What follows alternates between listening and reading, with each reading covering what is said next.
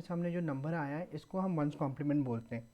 और इसी नंबर का अगर हम टूस कॉम्प्लीमेंट निकालते हैं तो हमें क्या करना है, कुछ नहीं, इसी नंबर में हमें सिर्फ +1 करना है। तो +1 अगर हम करेंगे और हमारे सामने उसके बाद जो आंसर आएगा 1 ऐड करने के बाद, उसको हम बोलेंगे टूस कॉम्प्लीमेंट। तो इसमें अगर मैं +1 करता हूँ तो देखिए आपके सामने इसमें मैंने +1 कर लिया है, और नेक्स्ट लाइन में जाके तो मेरा आंसर आएगा 0। अब मैं दिखा देता हूँ आपको, 0 + 1 तो क्या होता है, ये आपका होता है 1। तो यहाँ पे मैं लिख भी देता हूँ पेन से, ये होता है 1, और फिर ये हो जाएगा 1, फिर नेक्स्ट बिट है 0 की, फिर हो जाएगा 1, और फिर अगेन हो जाएगा 0। तो ये जो आपके सामने नंबर आया है, ये वाला नंबर, ये जो अभी मैंने जो कैलकुलेट करके या जनरेट करके निकाला है, इसको हम बोलते हैं टूस कॉम्प्लीमेंट। तो ये टूस कॉम्प्लीमेंट आपके सामने आ गया है।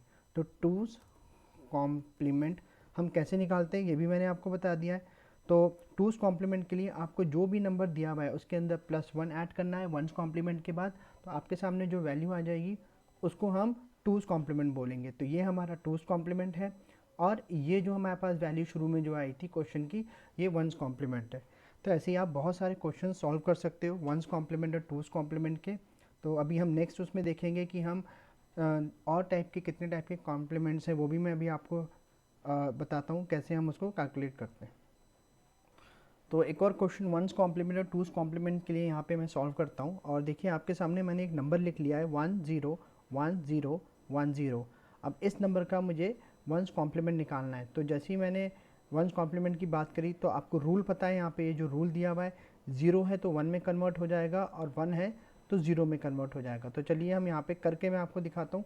तो पहला वैल्यू है 1, तो 1 यहाँ पे लेफ्ट हैंड साइड पे जो पहली वैल्यू है वो है 1, तो वो हो जाएगी 0, then 1, then 0, then 1, then 0, then 1।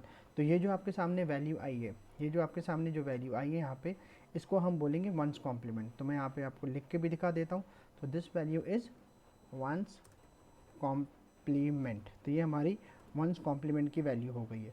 और इसी नंबर का अगर हम टूस कॉम्प्लीमेंट निकालते हैं, तो जैसे मैंने आपको अभी पिछले क्वेश्चन में बताया था कि जो भी नंबर आपका आएगा वंस कॉम्प्लीमेंट में, उसमें आप +1 कर दोगे, और +1 करते ही आपके सामने फिर जो वैल्यू आएगी वो आपकी कहलाएगी टूस कॉम्प्लीमेंट। तो चलिए मैं यहाँ पे वैल्यू निकाल के दिखा देता हूँ आपके लिए क्या वैल्यू आई है। तो 1 + 1 जो होता है वो होता है 0, और 0 का 1 हो जाएगा कैरी यहाँ पे। 0 1 + 0 क्या होगा 1, फिर होगा 1 0 1 0। तो ये जो हमारे पास नंबर आया है 0 1 0 1 1 0, ये हमारा क्या है, ये टूस कॉम्प्लीमेंट है। तो यहाँ पे इसको मैं लिख लेता हूँ कि भाई ये हमारा नंबर जो जनरेट हुआ है यहाँ पे, इसको हम बोलेंगे टूस कॉम्प्लीमेंट। तो ऐसे आप बहुत सारे क्वेश्चन सॉल्व कर सकते हो और देख सकते हो कि वंस कॉम्प्लीमेंट और टूस कॉम्प्लीमेंट हम कैसे निकालते हैं। तो ये रहा आपका अलग क्वेश्चन, ठीक है, ये आपका क्वेश्चन था, ये आपका क्वेश्चन था, और ये इसका सॉल्यूशन है।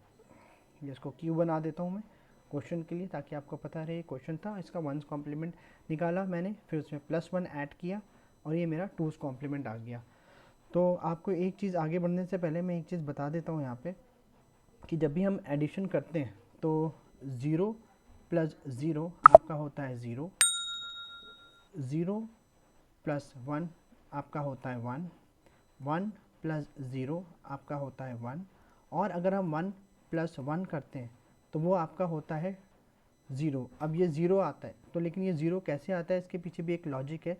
अगर मैं 1 + 1 अगर करता हूँ नॉर्मल मैथमेटिक्स में, नॉर्मल न्यूमेरिकल नंबर में, तो ये होता है 2, और 2 को हम बाइनरी में कैसे लिखते हैं, 1 0 के फॉर्म में। तो इसका ये 0 है, यहाँ पे हम लिख देते हैं, और 1 जो है वो कैरी फॉरवर्ड हो जाता है नेक्स्ट बिट के लिए।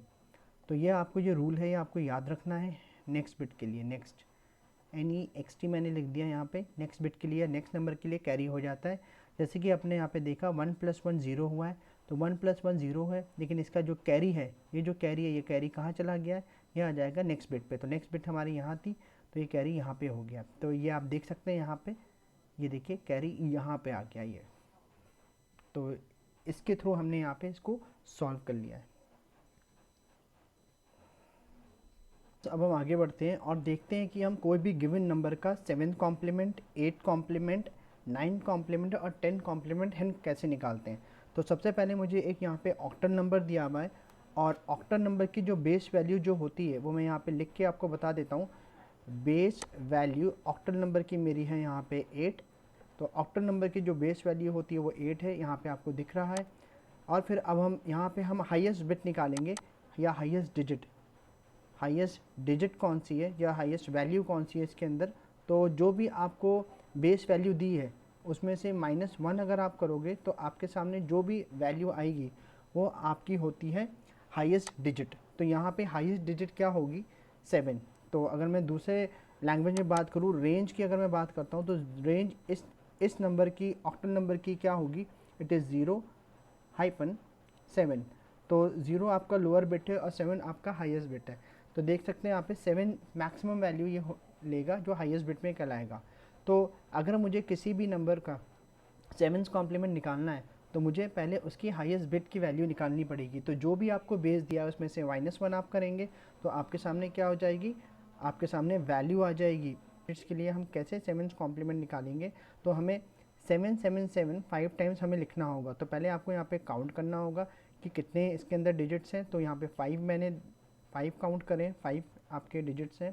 तो 1 2 3 4 5 टाइम्स मैंने 7 लिख लिया। और अब मैं इस नंबर को लिखूंगा जो कि क्वेश्चन में दिया हुआ है 6 7 1 2 3, और फिर मैं सब्ट्रैक्शन परफॉर्म करूंगा। तो आपके सामने ये जो वैल्यू आएगी जो कि आपकी वैल्यू है 1, ये आपका आ गया 0, फिर आपका आ गया 6, फिर आपका आ गया 5, फिर आपका आ गया 4।